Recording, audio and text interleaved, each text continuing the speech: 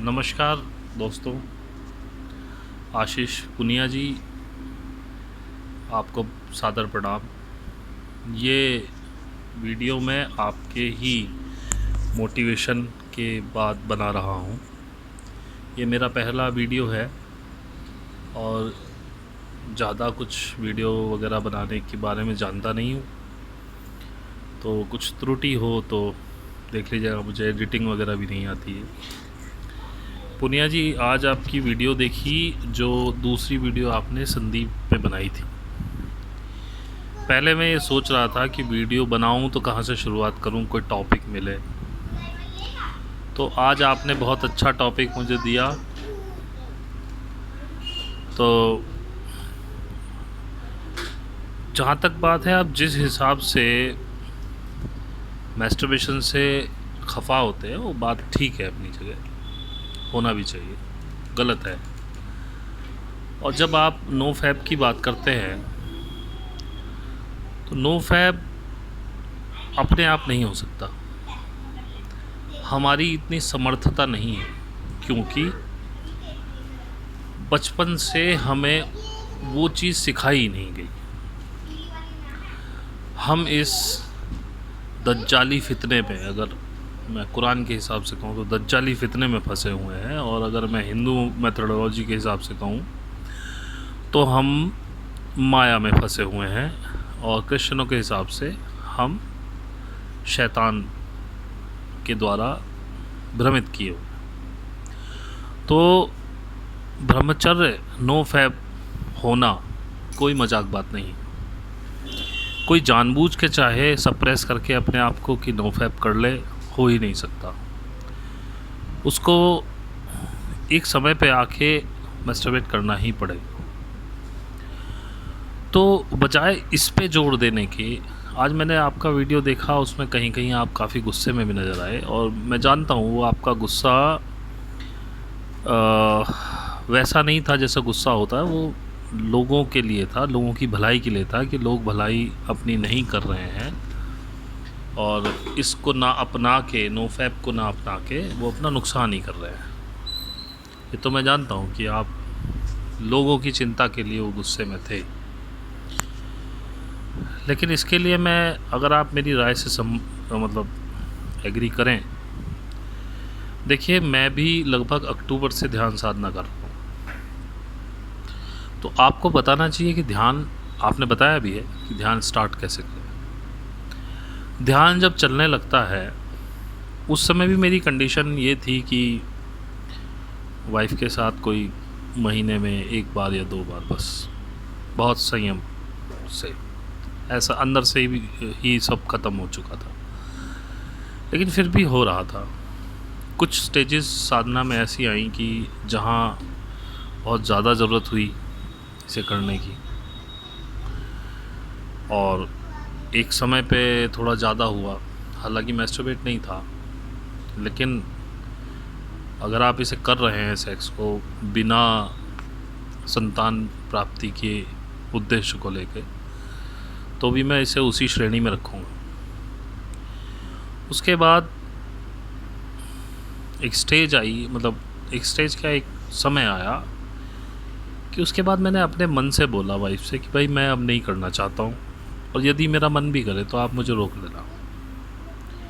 किस्मत से वाइफ मुझे ठीक मिली है, और वो भी संयम रखती है। और फिर बस उस दिन के बाद कभी इच्छा ही नहीं हुई, और समझे तो बॉडी को उसे संभालने की ताकत भी मिल गई। तो वो परमात्मा ही करेगा, वो कुंडलनी शक्ति ही करेगी आपकी बॉडी को वैसा। जब तक आपकी बॉडी के अंदर जड़ तत्व रहेगा, जब तक कुंडलनी उसको खा के पूरा चैतन्य नहीं कर देगी बॉडी के हर हिस्से को, तब तक ये नो फैब नहीं होगा। तो मैं नहीं जानता, मेरी कोई फ़ैन फॉलोइंग नहीं है, मैं नहीं जानता कितने लोग इसे देखेंगे। मैं आपको ये लिंक भेजूँगा अपने वीडियो का, और अच्छा लगे तो आप देखिएगा, या कुछ कमी रह गई हो तो बता दीजिएगा। लेकिन मैं यही कहूँगा आजकल के युवाओं से, जो हमारी अर्थ 5D में मूव कर गई है, उसने अपनी फ्रीक्वेंसी चेंज कर ली है, और हम 3D में हैं, हम यहाँ हैं, अर्थ यहाँ है, हमको अपलिफ्ट होके यहाँ तक आना पड़ेगा। जो 5D है वो एक नई दुनिया है। इस 5D में आपको हैप्पीनेस मिलेगी, इस 5D में आपको स्वार्थ नहीं मिलेगा। आप पैसे को दूर हटाएंगे, लोगों की सेवा में लगेंगे, आप खुश रहेंगे, बहुत एनर्जाइज रहेंगे, लोगों की हेल्प करने के लिए चाहेंगे।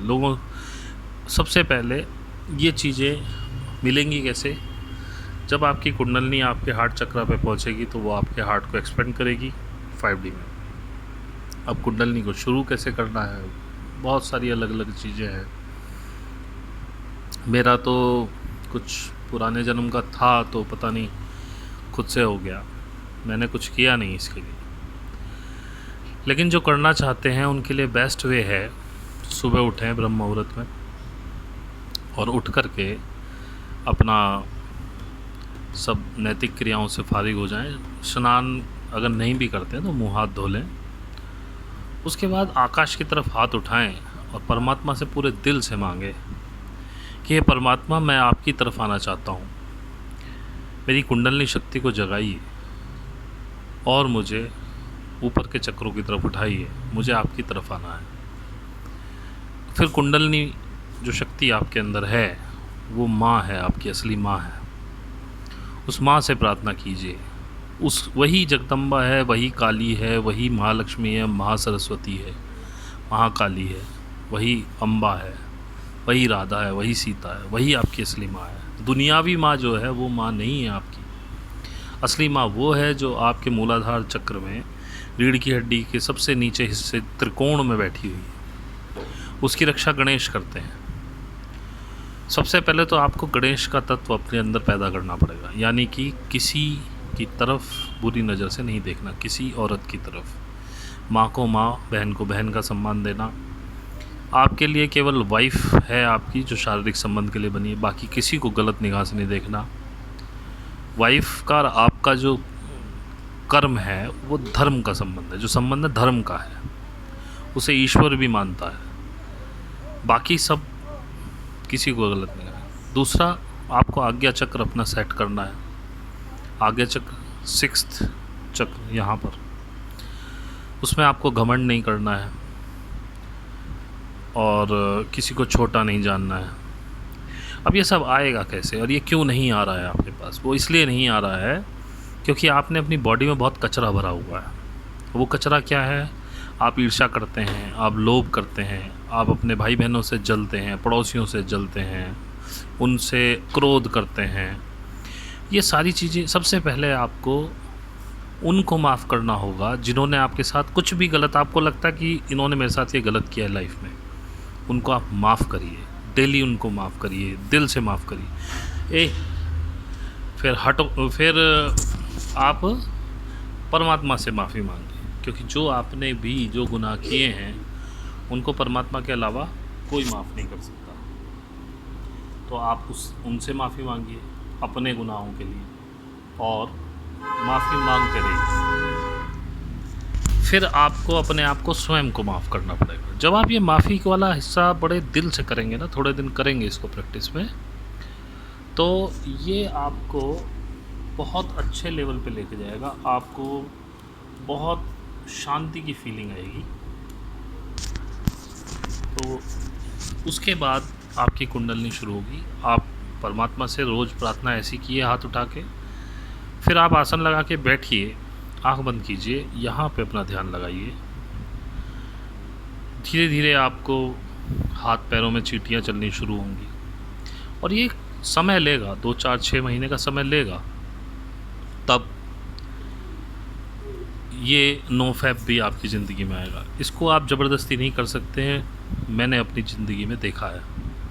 आई डोंट नो अगर आपके पास कोई तरीका हो आशीष जी कि ये ज़बरदस्ती हो सके, तो बजाय ब्रह्मचार्य पे फोर्स करने के मेरा सुझाव है, शायद अगर माफ़ कीजिएगा अगर आपको बुरा लगे, आपको कुंडलिनी जागरण पे ज़्यादा फोकस करना है, लोगों को ऊपर उठाने के लिए।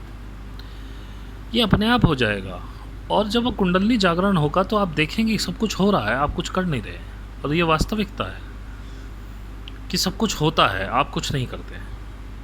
जब तक आप कुछ करते हैं तब तक ही आप प्रॉब्लम में। जब तक आप ईड़ा या पिंगला के नाड़ी, 3 नाड़ियाँ होती हैं आपको पता है, ईड़ा, पिंगला, सुषुम्ना।